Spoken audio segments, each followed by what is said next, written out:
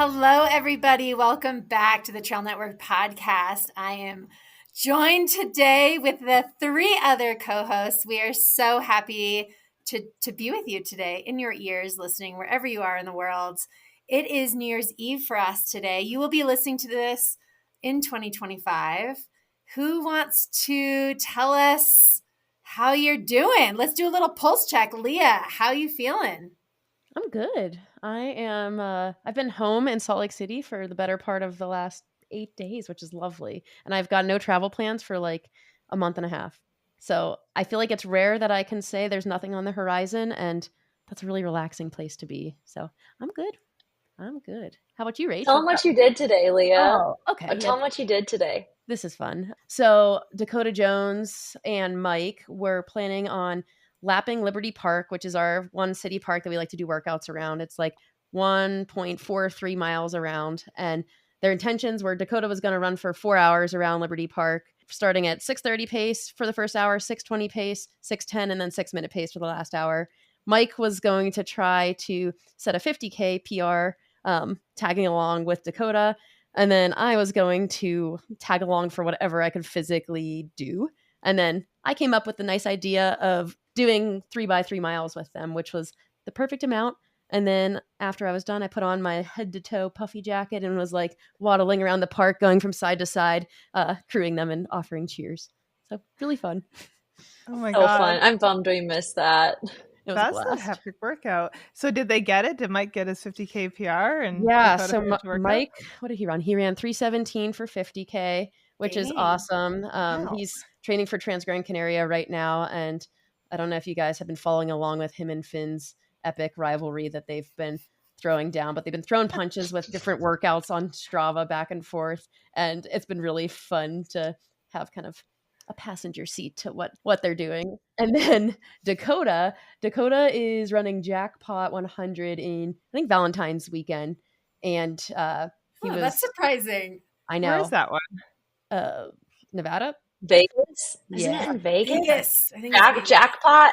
Yeah, that makes sense. Yeah. All right. Yeah. So it's very Pancake Flat. I think that goes around like a 1 mile paved loop. So Liberty Park today was a really good simulation for him, and he did 38 miles at 6:10 pace. So Ugh. pretty fast. I mean, go Dakota. Oh my gosh. Wow. So cool. Is that a qualifier for a world's team or something? What is it? It might be like why US do like people do 100-mile champs. Like, why? let's say. Is that what you're asking, Katie? Why do people do that? I That think sounds horrible. It's a good place to run a fast 100, if I had to Yeah, guess. So sure. people probably go there for fast times and Yeah. perhaps like American records. A little tune up. Yeah, Interesting. pretty cool. Ooh, maybe he's going for a record. That'd be sweet. I think that'd be Yeah. really neat.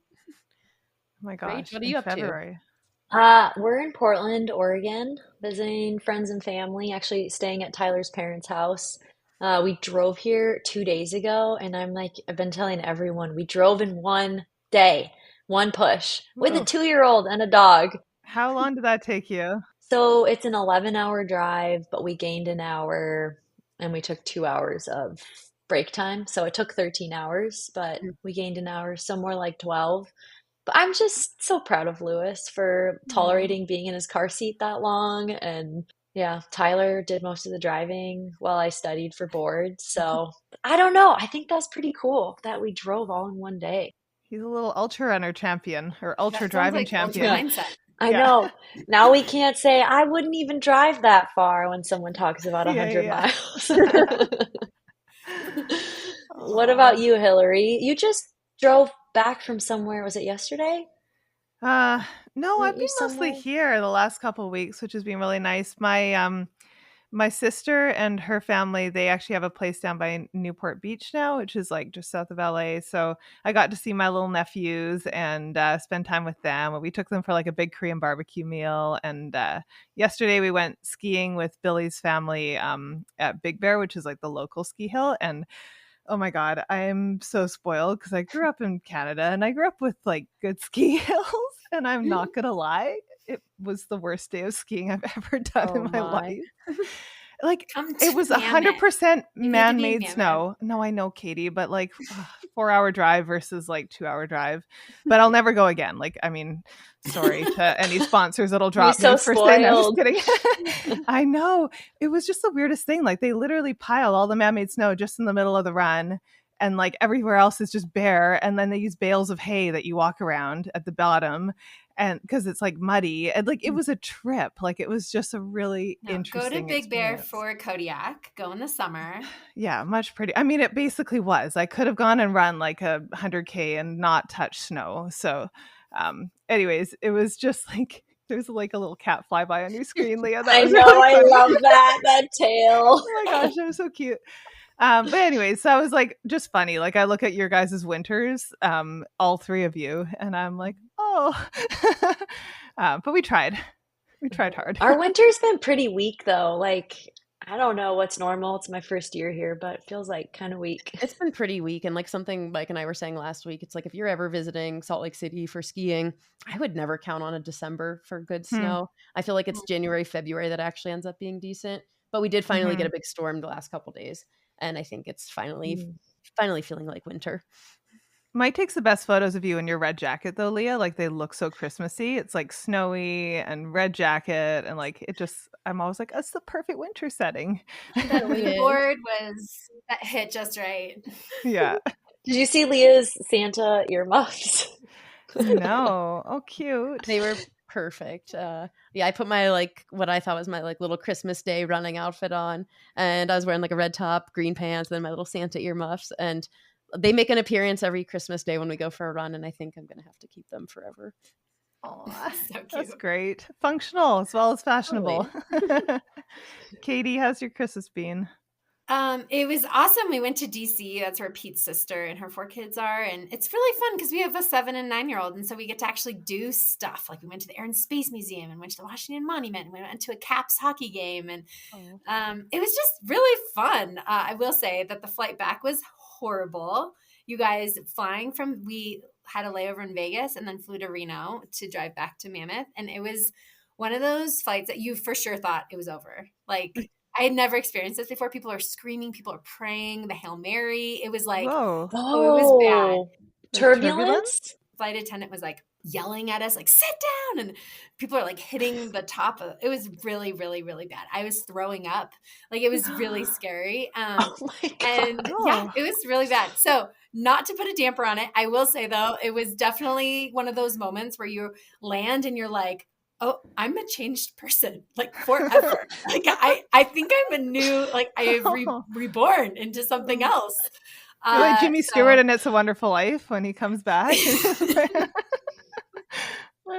Yeah, totally. It was very trippy. And everybody on the plane felt like we were all like hugging and best friends, like, oh, we made it, It was wild. Scary. Anyway, so that was pretty trippy and also really not wanting to fly anytime soon. But next flight will be Black Canyon to Black Canyon. So I've got a little bit of time for that. But yeah, anyway. Oh, man. Good stuff. Okay, let's dive into our topic of the day, which is first what we planned would happen in 2024 and what actually went down. Because I think all of us start the year fresh, excited, motivated, ready for anything that comes at us, have big goals and motivation. And then, life happens. You have niggles here and there, family things pop up, what have you. So if we want to just go around, I think this is just one of those kind of gut checks of that we're all human and that the journey is never a straight line and it's always curving and we never can predict the future. And I think it's fun to set big plans. And I think this episode is not about setting small goals. All of us are go-getters and we dream very, very big. And I think it's also good to remember that even if your A goal doesn't end up the way you wanted it to, that doesn't mean that there's not another A goal around the corner. So whether that's a race or something else big in your life. Okay, who wants to start? I can start, I guess. I probably did the least amount of racing out of all 4 of us, so it won't take that long, guys. Hilary, I think I trump you. That's true. All right. But Nate, gravel bike racing still counts. Right. Check. Yeah, no, it's so interesting thinking about 2024 because it was supposed to be my first 200 miler. And I feel like when I looked at the year, like everything sort of was like funneling into this big 200-mile race. And like it's hard for me to sign up for races. With all the travel and then all the like working at races and not actually getting to run them, like it's just been such a hard thing for me to like train for anything. And so it was like a big thing to even put it on the calendar and just be like, I'm going to go for this giant race at the end of the summer after I've done all my traveling and it's the most chaotic and it's the hardest to fit in the training. I'm going to go run this 200-mile thing, Bigfoot 200. But I think the thing that I'm like really I've been reflecting on a lot is that I'm proud of the fact that I didn't make my whole year about achieving like the goal of running the 200 miles. Like it was a great goal and it was like, it kept me honest. And there was a lot of times when I was fitting runs in when I like wouldn't have otherwise, which is like kind of what I want out of racing, honestly, is it's like this motivator and I don't have a coach. So it's like, I need something to get me out the door on the days when I'm exhausted or I've been traveling or I'm jet lagged or whatever. But yeah, I did like the Leona Divide 50K and then really just went into a whole bunch of adventures. And I think that was like the best part of it. It's like I got to do some really cool adventures. Like we went to Mongolia. We got to run in some crazy remote places, like up by the like Russian and Kazakhstan border. And, like we would shoot for 8 hours up at altitude. And then we'd finish and I'd just like put my headphones in and I'd go for a run by myself. And I just like, I really felt free. I really felt very like, I don't know, like this wild mountain woman up there, like just running through the snow up and like by these camels and those experiences like that, none of that is diminished by not getting to like run my goal race, right? Like, we were in the Dolomites, we were, did just so much adventure running. And so, Bigfoot 200 ended up being drastically changed 2 days before the race with a wildfire that like happened on the course. And, everything was packed. We were loaded up. We were literally hitting the road when it all got canceled. And so it was one of those things in the moment that felt so disappointing because I did all the work leading up to it. And I mean, 200 milers are a lot of work. But when I step back and I look at the year, I'm like, I did all the other things that I wanted to do. And so that was sort of my takeaway from it was just, I'm really like proud of all the adventures I fit in. I don't regret them at all. And would it be nice to culminate all that in a 200-mile race and see all that fitness pay off? But, I had a really great time. And so it was just like an interesting pivot, for me, just trying to fit in racing in my life, trying to find my relationship with it. And then also at the end of the day, like, what is it that I want out of it? And I still got all of those experiences. And yeah, Hilary, something that you do that us other folks here on the call don't do is like you are so involved in the creative space in ultra running and trail running in the sport in general. So you're also balancing a race calendar with creative projects too. So from the creative angle, like, it's the beginning of January, it's January 2024, you're looking at your calendar. Did you have a lot of stuff planned last year on the creative side that you like were intending to do and that didn't happen? Or do you tend to like add things as the year goes on? Because I think that's a really tough balance to strike when it comes to planning when you also have this other passion in the sport. Yeah, I mean, that's a really good question. And I think at the beginning of, so Billy and I try to sit down once a week and like have a meeting and take it seriously, and like actually talk about what we're working on and check in and give each other feedback, sort of like you would if you were colleagues in an office and like, can I help you with something? Can I support you with this? Like, what do you think of this rough draft or whatever? And that's been really, really helpful, I think, for both of us with like having some accountability to deadlines and stuff. And last year we or I guess we're in the last day of 2024, you guys. So it's still this year, but it feels like last year. We were trying to really spend more time creating our own projects and like our own voice, I guess. And that was sort of the intention of the year. And I quit my like job as media director at Destination Trail at the end of December. And I was going to go kind of all in on like my own like YouTube content and all this stuff. And when I like step back and look at the year, like I totally shat the bed on a lot of that. The YouTube content is the same as it was in 2023 and maybe 2022. But I you know what? and we were talking about this on a run. Billy's like, do we just like kill the dream of like you doing more of that and all this? And I'm like, no, the dream is still there. The intention is still there. The execution is just like, We just need I time. need more hours in the day. And it's always interesting because there's so many things I want to do. I have so many ideas. And then, yeah, when you step back and you try to train, you try to have time for your partner, you try to spend time with your family, and then you try to do the things that pay the bills. Because for me, like a lot of those creative projects, you're sort of taking a flying leap and hoping that they pay off. But then there's the things that like tangibly pay you. And those are usually brands reaching out and wanting to hire me for a race contract or hire me for this or that. And you end up taking them because we all need to pay our bills. And so it is such a juggling act. And it is sort of, like I think a balance of having grace for myself with like what I didn't do, but also being proud of like what I did do. And like getting to work on the Here for the Women's Race stuff this year was like a highlight of the year. And it was like, came out of nowhere, right? Like it just, born out of so many of these conversations and years of feeling this way. And so I felt really good about putting my time into that, even though that was all volunteer and like sort of unexpected. And so I think it's just like, the plans change. And, Billy and I are still sitting down and looking at this next year and like trying to reset some of the things we didn't get to do this last year. But ultimately, I don't know. I think as long as I leave the year and I feel like I'm proud of the work I did and I did my best and I showed up and like where do I want to put my energy for next year? Like, I feel like I'm leaving the year like proud of it. There's always something that I leave on the table as far as like what I wish I'd been able to fit in. It's just the nature of working for myself.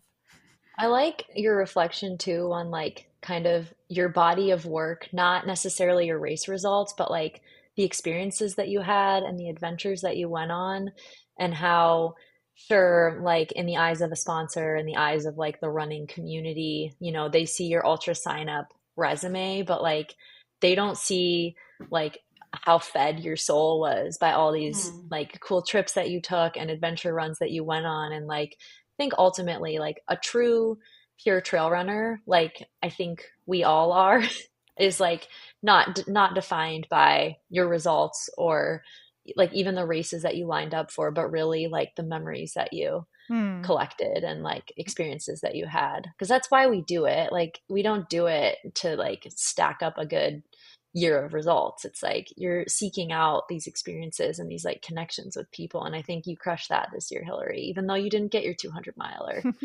Thanks, Rach. And now I'm going to put on one next year instead of running it. So there we go. That is like Plot looking twist. at this, that is making me want to run a 200 miler. And I gosh. never thought I would say that, but that is looking so cool. We are going to have the funnest 200 miler. We're having like so many aid stations. We want it to be like very just like supportive and accessible and, as fun as 200 miles can be. But no, thanks for saying that, Rach. And I think, it's sort of like the same way I feel about my creative work and like what I can fit in and what I can't and like what feeds my soul is the same thing with like racing versus adventuring that like all of you guys face with. Like you have sponsors and you have obligations and there are certain things we do because it's part of what we sign up for, it's like sort of the commitment we make. But then there's like the other part of it, which is what is going to make us feel like alive and what's going to keep the fire burning and what's going to keep us from burning out. Because I think burnout is such a huge thing and you have to really guard against it. And you can't just go full send and like constantly be going 100% in every race. And like, I think especially as we get older, I feel like I'm like way smarter about how I do things and certainly not like doing the volume or, what I would have done. Yeah. Rach, do you want to speak to that a little bit? I feel like you've had an interesting year juggling everything. I was going to say, I think I can speak to always going 100% in every Okay. and then racing every month. Yeah, speaking of fast. I mean, there's some context to it. It's like when I was looking at my plan for 2024, I wasn't thinking like, all right, I'm going to do all these races every month and they're all going to be my A goal races. It was like I had a few North Stars, which were really getting into Western states and like choosing Black Canyon for that reason. I love Aravipa running company. I love what they stand for. I love the people behind it. I had some experience there. Leah and I really bonded there at the 60K in What year was that? I think I 2021, don't I even want know. to say. Yeah. That sounds right. Leah and I ran the 60K there in 2021. We went 1-2 there, didn't we? Mm-hmm. Sure did. Cringe-Chalvoy #2 right behind us. Oh, that's awesome. Yeah, so fun. And then like wanting to really run my first 100 at Western States. I mean, I did all these other races in between, but none of them were like focus races. Like in January, I ran a 33K in Hong Kong because Tyler was running the 100K there. And I was like, I'm going all the way to Hong Kong. I want to play too. So I got into that race. And then coming off of Black Canyon in February, I had some of my like road running friends were running this like team 8K on St. Patrick's Day. And I signed up like the week of, and I was so shocked. I like almost got my college 5K PR within an 8K on the roads. Didn't you forget Like to start your pretty watch too? close. I forgot to start my watch. No. I would hit start and then it would be like looking for the GPS. I know it happened to me so many times this year. I'm still pulling my hair out from it. Such a bummer. But It like happens. It I happens. ran this road 8K as my next race after 100K. And then what else? Oh, like the week of Gorge Waterfalls, or maybe the week and a half before, I was like, there's like amazing competition at, my local race. Like Gorge Waterfalls used to just be like local, locals only kind of race. And it's just with, Dylan getting involved, Dylan Bowman, and it's the world qualifier this year. So I had to hop in that 30K. And then we were supposed to go to Madeira for Tyler to run the Madeira Island Ultra Trail. And we had a little passport debacle where I guess your passport has to be valid for 6 months, like within the time that you were going, and has expired in like 4 months or 5 months. And so we just couldn't go and decided to run the Tillamook Burn 50 miler kind of as a pacer test, a fueling test, a cooling test, gear test for Western States. So, like, wore all the gear that I would wear at Western States, tried to run it like I wanted to run the first 50 miles of Western States. Then we had Western States, which was so fun. Should listen to Leah and I's episode about our experience there. I was actually just listening to the Single Track podcast in the year recap, and I think Brett Hornig said one of his favorite like storylines was when we got sprayed by the skunk at Western States. The funny part is though, he said something like, "Oh, Rachel took her shirt off because she was so stinky," and I was like, no, I didn't even know that I was stinky. Like I was just going feral and took my shirt off because I thought it would make me run faster. I like that that's the yeah. part he remembers. Rachel took her shirt off. Well, I think he was like, Rachel. Rachel was in her sports bra because she smelled so bad. Like, I didn't even know. You're like, I was beyond that. Yeah, I was out of my mind. Oh my gosh. Yeah. That was a good story. That was one of my favorites. Oh, and then there's like a lot of Cirque Series races around Utah, and I kind of had those on my radar. I kind of wanted to do the one in Snowbird in July. That was the US like mountain running championships, I want to say. But I wasn't quite ready after Western States, so I didn't even sign up. I just like had it in my mind. And then the next one was the Alta Cirque Series in early September.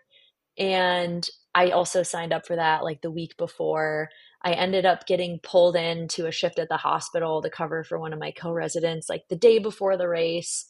Like, I think Tyler and I had gotten sick. There's just a lot of suboptimal things going on. We were driving there to the race, and Tyler's like, "Are you sure you want to do this? Like, you just don't seem like you're in a good place." And honestly, like, he's probably right, but I feel like I've gotten so much better at putting my ego aside and like knowing that I'm going to learn something valuable from a race, even if things aren't perfect. And I feel like what I've gained from that is like I did end up winning the race, to be fair, and that was a great result, but it was more about like these constant reminders that like I can still perform pretty well even when everything is like so suboptimal. Like, and I think I was reading something that Steve Magnus talks about how professional runners are so bad at like rolling with the punches. He said flexibility, and I think what he really meant was like flexibility and not able to touch their toes.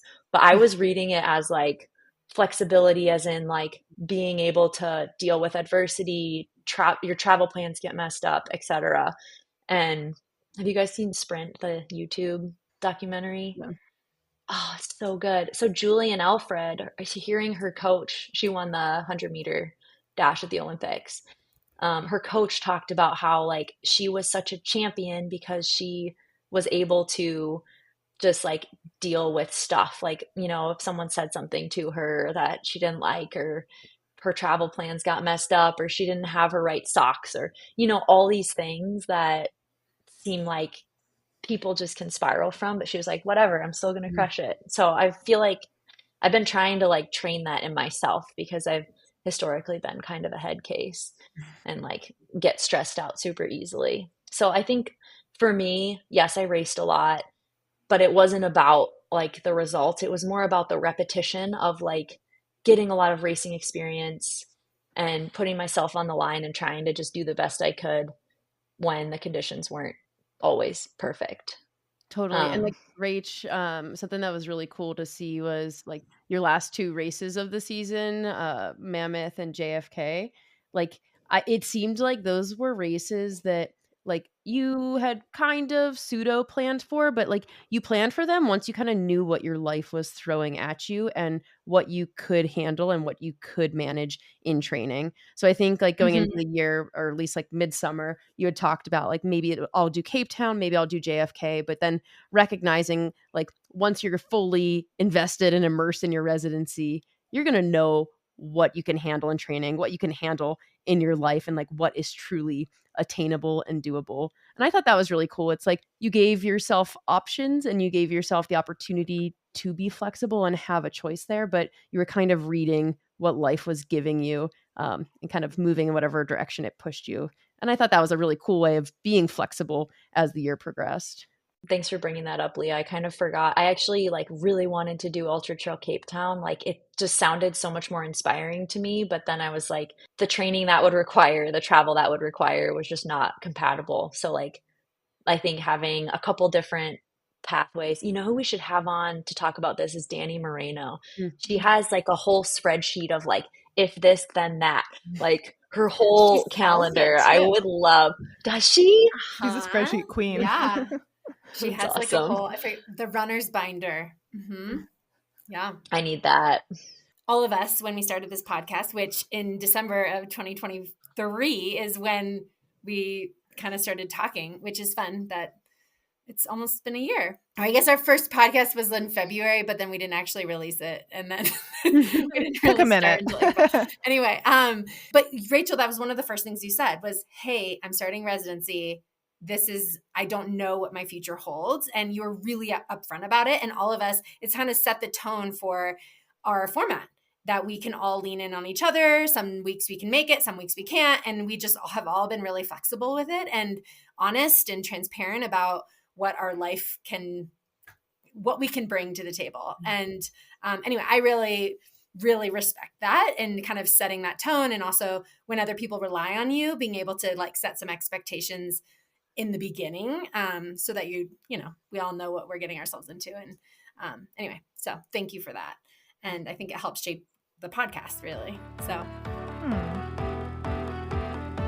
Thank you, Osprey, for sponsoring this episode of the show. Osprey packs are known for being durable, sustainable, and comfortable. I've been seeing a ton of Duro and Dyna trail running hydration packs on the trail, and I'm sure you have too. I also have to rave about my new favorite luggage, the Daylight Carry-On Travel Pack 44 liter. It is the biggest carry-on allowed on an airplane, and wow, have I been amazed at the amount of gear that this can carry. It's shocking. You can use it as a duffel or a backpack, which is super handy, and it has 2 stretch water bottle pockets, which I love. An open suitcase style with full zip opening. Honestly, it's the perfect travel bag for those on the go. The Daylight Carry-On Travel Pack 44 liter. Try it out at osprey.com or check on the Pack Finder link to find the perfect pack for you. Okay, so I started, you guys, January. I was like in a cast on an arm bike. I was like, I'm getting to Western States. Oh, cute, right? Was very determined to still get to Western States because I had gotten fourth, and I was like, man, I need a podium. I want to get a podium at States, and I can get there. And I think my surgeon was like, maybe like, I don't think you're going to be your best self. And I'm like, I can get there. I was so determined. And let's see, about maybe March is when you had, whatever it was, is I definitely did it like a month or more before I didn't want to take a spot if I wasn't going to be my best self at Western States. And so that was more important to me, that I don't want to show up to States not being able to compete the way I wanted to. And so I wanted to give my spot to whoever else was on the wait list. And that was really hard, but it was definitely like okay, this acceptance. And once I accepted it, it was like, oh my gosh, it felt just so freeing. And honestly, it was the best part of my year. If we're talking about like a rose and thorn, probably the rose was letting it go and just being like, okay, we're going to go for the long game here. We're thinking longevity the entire year. I'm going to take the entire year off. I'm not going to race, and I'm letting that go. And that felt so good because as athletes, we just want to keep pushing. When you're injured, it's like, okay, how do I get back? Get stronger. And it just, that was like a huge wave of relief for me. And then I was able to find a new sport, and I loved gravel cycling. I had a blast. I met a whole new community here in Mammoth. I wasn't expecting to do that. I was planning on running Western States, so definitely my whole year was completely different than I wanted, expected. And it is absolutely what I needed. And I'm so happy I made that decision because now I'm going into 2025 totally back to myself. My foot is 100% healed. I'm back to my mileage. I'm doing doubles and back to training hard. And I'm like ready to toe the line at Black Canyon and hoping to go for a ticket to get back into Western States. So it just feels like this really fun story. Hopefully I get it, but even if I don't, it's like I've done what I could. And I'm just really, really grateful for every step. And honestly, perspective is a leading shining light for me. And yeah, so playing the long game paid off, and I got to do some really fun things. I volunteered at Coyote Moon, Bighorn, Western States, obviously Crude, Hard Rock Crude, Mammoth Trail Fest, of course. Like, it was just Javelina. Oh my gosh. And we were at Black Canyon together commentating. It was so much fun. And I was able to be a part of the sport in a totally different lens, right? Usually I dabble with that, but it's much more self-serving in the sense of like, I'm really wanting to compete. And that's my main reason for being in the sport. And this year it was all about being there for other people and seeing it through a different way. And I don't know, there's so many ways to be involved in the sport. It was so fun. It was an awesome year. And then I will say I was not expecting to take a pause with work. So this is crazy for me, you guys, because I've worked since I was 14 years old. I've been an NP. I've been a nurse practitioner now for 12 and a half years. I work very hard, long hours, love my patients, love medicine. This year, I was asked to be the NP manager of our startup for underserved patients in California. It's very, very exciting, big work that we're doing. And it was a lot of operations, a lot of public health initiatives that we're releasing for the whole state. And it was a big deal. And it was too much. I couldn't do it all. And I knew that if I wanted to compete the way I want to compete, I couldn't be putting those hours. So I'm taking a pause. And that feels really good to say publicly. So that was not something I was expecting in the beginning of 2024, that I would be quitting my job. I'm just taking a pause. This is not forever. I love being in medicine. Just want to say that. Anyway, I just monologued for a long time. But that's where I'm at. And I'm really pumped for 2025. That's so exciting, Katie. Like, I'm getting chills hearing you talk about going for a golden ticket and like being back to training and like having the time and the energy to recover, like not working so hard. I'm really, really pumped for your 2025.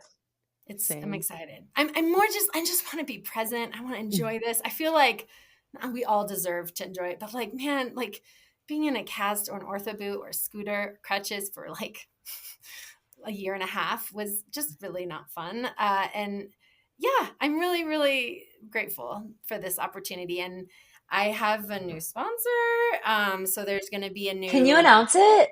I can't. No. Can you not announce yet. it? No. When can you announce it? I don't know. They haven't told me yet. I think there's still, But there's still a everything's couple signed. people. I feel like. So Oh, okay. I know of a couple people that it's still, they're working through their contract right now. So there's, I think they want it all to be one big rollout.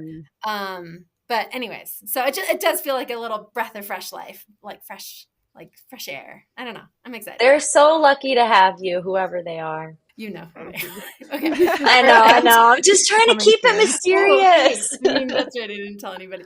Okay, Leah, what was January 1st, 2024 looking like to you? And what is it looking like now? Yeah, I'm reflecting back, trying to even think about what my calendar looked like last year. I think I had said like I was never doing Western States again. So I ended up doing Western States last year, despite feeling strongly about never doing it again.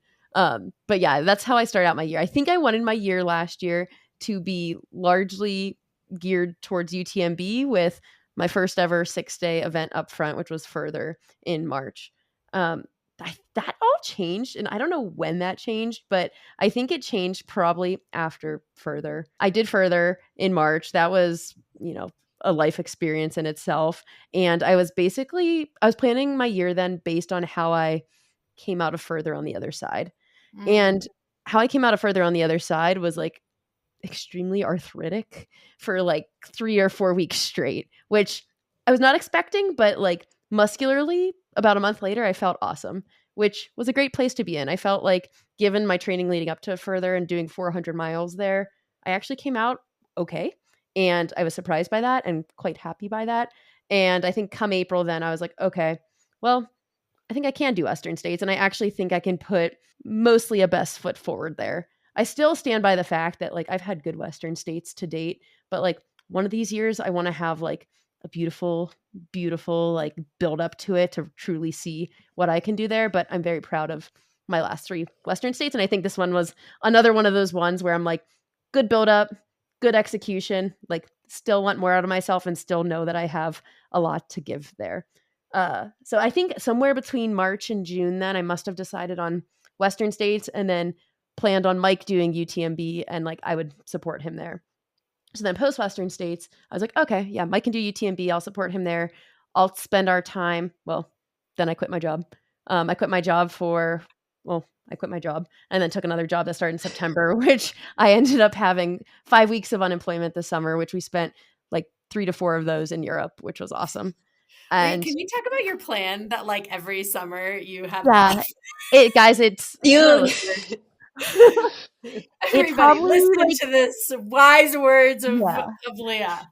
So in 2023, I took a leave of absence from my work. I was working with Johnson & Johnson at that time, and they allow for leaves of absence up to 90 days in a calendar year.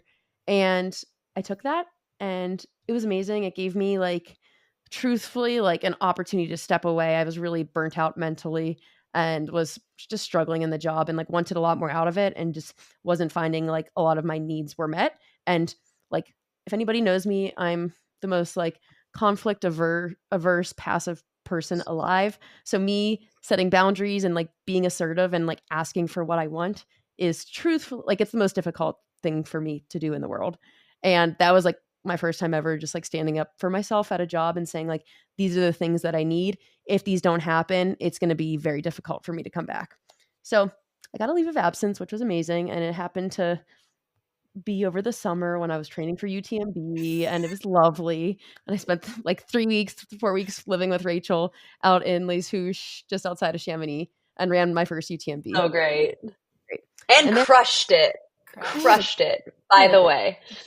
It was 7? So fun. What'd you get? I got 8th. It was great. So good. So good. You're amazing. And then I went back. I think I went back to work just after UTMB and was like, okay, I'll give this a shot. Let's see if the things have changed. And then I was back there for about like 8 to 9 months, 10 months. And like things just hadn't changed the way that I wanted to. I wasn't feeling like supported in the way that I wanted. And I ended up quitting my job and then ended up having like 5 weeks off again before like my new job started. So highly recommend if your companies offer leaves of absence, if you're feeling burnt out, like see what they're all about. I think it's a really nice way to keep you energized at work. I think leaving my leave of absence initially, or maybe even this like 5-week sabbatical between jobs this summer, it taught me that like I truthfully think companies need to offer like 3 to 4 weeks of like vacation at a time for employees, because I felt so refreshed coming back to work on both accounts. And I think it really helped me like long term just be more excited about working hard, because I think like just the 12-month grind kind of sucks from time to time. Yeah. I have a chime in on this, like that I I think it's so cool to like hear your story, hear Katie's story on like just like thinking about what you value in life and then like asking for it, going for Mhm. it, making it happen. Um, when I started residency the week of Western States, and I was talking to my friend from medical school because I was really worried I wasn't going to be able to make it to Western States because I didn't have a schedule. Mm. And she was like, Rach, email your program coordinator and say, I am super excited to, be in your program. I'm going to work super hard. I'm really dedicated. Like, I would love to do this race that's on this day. I need to leave on this day. And like, just put it out there. Like, and I think it's so easy, especially as women, to not even ask, not even like think that it's possible, but just like wait until they tell you what they want from you. And then you're like, shoot, okay, I guess I'll leave at midnight and get there. That, you know what I mean? But just put it out there. And they were so accommodating and kind and like made it work. The first person that I worked with was even like, oh, I heard you needed to leave by Friday, but you should take Thursday off too. Like, they're not going to offer that if you don't ask. So I think like that's just a nod to all the working women out there that are also excited about running and traveling, to just put it out there and say, hey, I love this job. I'm committed to it. But also, there's this other thing I do that I care about that I'm pursuing. And it'd be great if we could work together to let me do that. Yeah. What Totally. if? What if you asked, Yeah. What's the worst that could happen? Yeah. Totally. No, and I think that's such a good perspective too, is like, yeah, you never know until you ask. And then it's also like another thing I've been thinking about too is like the things that you are willing to sacrifice in order to make something happen. So like when I took my leave of absence last year, I went without my good salary for, 5-6 weeks. And like it is nice that I have the support for running from Lululemon to like be able to financially do that. But there's other areas in my life then that we had to like kind of back off of spending in order to do what we wanted to do. So I think you have to balance what's important to you. And I think as I get older and older, the more I'm learning is just like I value quality time so much. And especially the quality time that I know I'm not going to get back. And like while I have the means and the flexibility to do so, it's feeling quite easy to take the dive towards quality time over money, over jobs, over all the other things that can kind of get in the way sometime. So it's valuable. That's what happened. That was my final like trigger. This is something I talked to Tim about on our last episode with Hilary and Tim Tollefson. And it was like, what was the final trigger that made you take that leap of faith to be able to quit his job as a physical therapist to start Mammoth Trail Fest? And obviously I just went through this of just being like, quitting a job was a really, really big deal for me. And I'm like very passionate about medicine and want to be back also. But that idea of when I'm 90 years old, am I going to regret taking a year off to be more available for my kids that really need me now? They're in this magical time and they want to hang out with me, and I get to really commit myself like I want to as an athlete that I've never been able to do, and that it's like that idea of like, really, am I ever going to regret this? No. Like, yes. Are we taking a massive financial hit? Yeah. But like, it's okay. We'll make it through. And I think, anyway, so I do think that's grounded me of think about your 90-year-old self. And anyway, so Yeah. advice for all those out there. Billy and I as creatives, like we don't have any sort of permanent job stability in anything we do. And it used to scare me. So it still scares me so much all the time.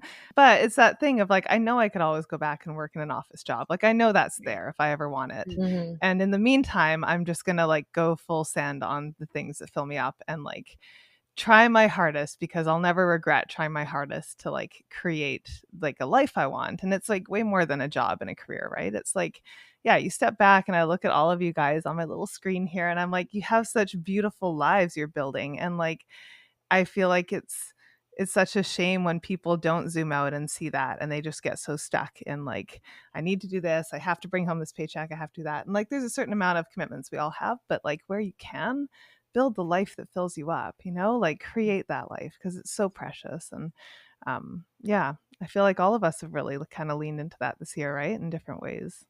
Totally. What's 2025 gonna bring?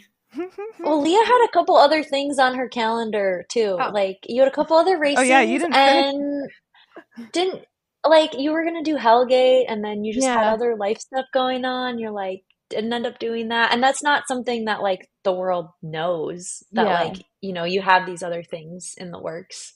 Yeah, that's a good topic. I did Run Rabbit in September. It went mostly well. Pretty happy with that. And then like I don't know if there's a lot of other people out there that can relate. It's like it was a somewhat like dissatisfying race in some ways, and like you kind of want to prove yourself in one way or another. So after Run Rabbit, I was really sitting down with myself and was like, you don't need to do that. You don't just like do things that like build you up and make you happy and like follow your heart in that respect. And like you don't need to race anything. You can just like enjoy your fall, enjoy your winter.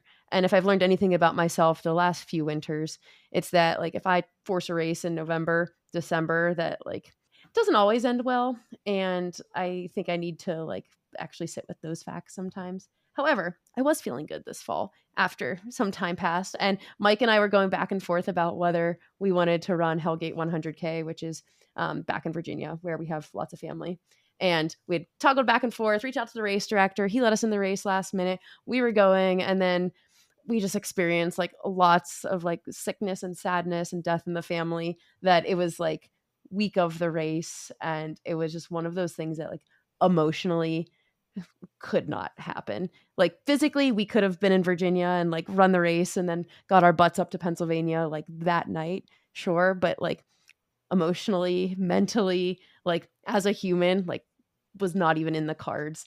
And unfortunately that was like a sad thing that we had to reconcile, but it ended up meaning I got to spend a lot of extra time with my mom, supporting my mom as she was going through a lot of stuff back in November and December. So like do not regret at all not lining up there. It was tough when you want to like muster out one more race for the calendar year, but I think in the long haul, like when I'm 90, like you mentioned, Katie, I'm going to totally remember like the times that I showed up for my mom, and she's so special to me. 2025, guys. How's all of our experiences from 2024 going to shape that, I guess? What have we learned that we're going to apply?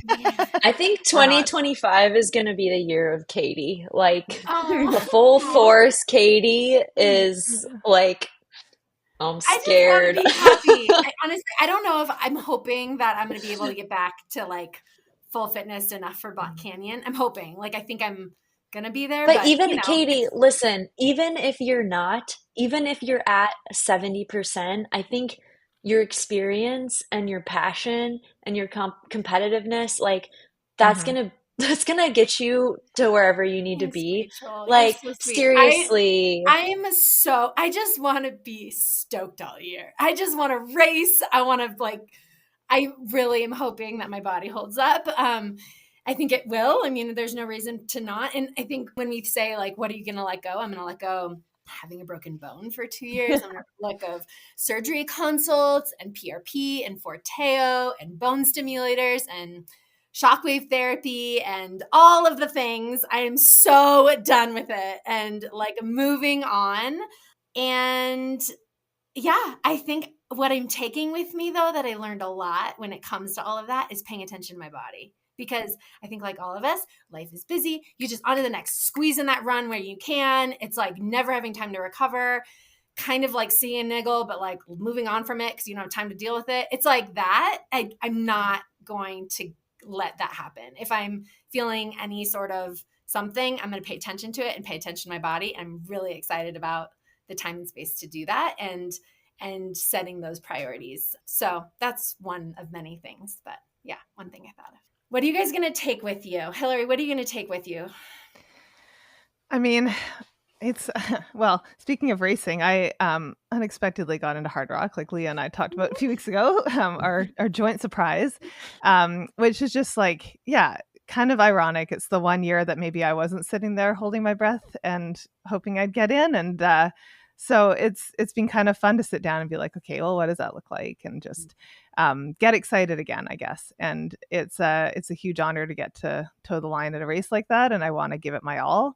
So yeah, it's like, I guess going back to the adventures, like from this last year, I'm going to sort of apply the same strategy where it's like, what are the things that I'm excited about that I get to do outside? We're going to do Cactus to Clouds with a bunch of friends in April, which I've never done before.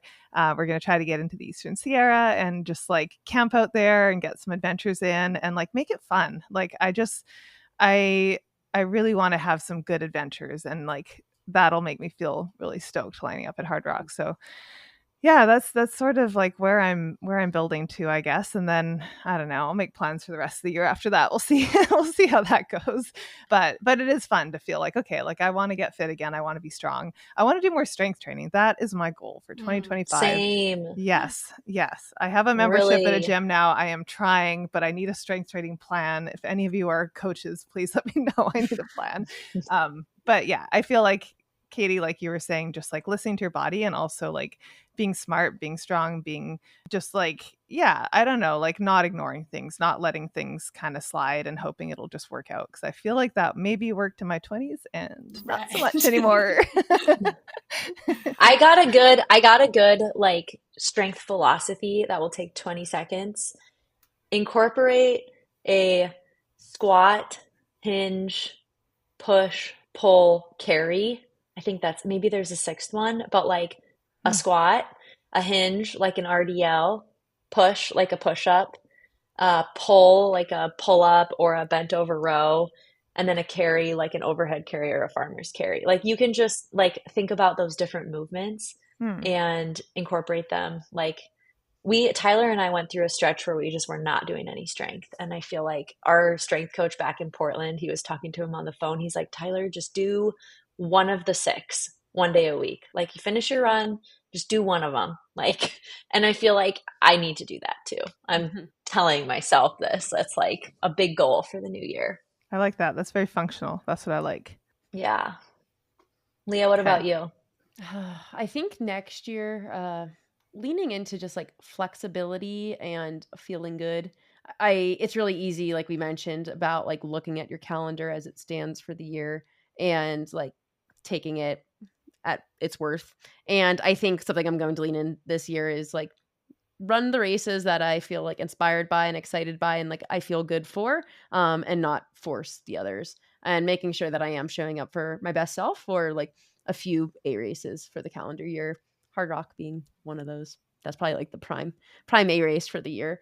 So yeah, I think just being flexible, having fun, and I think just enjoying the community that we have here in Salt Lake and getting out for as many people runs as I can. I had a friend today like throw over a stat from his Strava year in review about like number of activities that were shared with somebody in the past year. And my person that I shared the most activities with was, no surprise, it was Mike. I did 166 activities with him last year. And like, wow.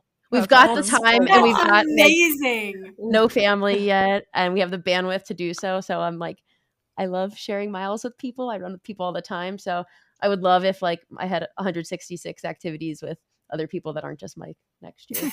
We already do a lot of those. So leaning into that. I'm gonna be vying for that top position. That'll be our new I Strava think mine crown. were Rachel, it made me guess. It said, who do you think you did the most activities with? Caleb Olson, Rachel Drake, or Shit in the Woods? And I was like, oh, I wonder. Mine were Tyler, you, and Mike.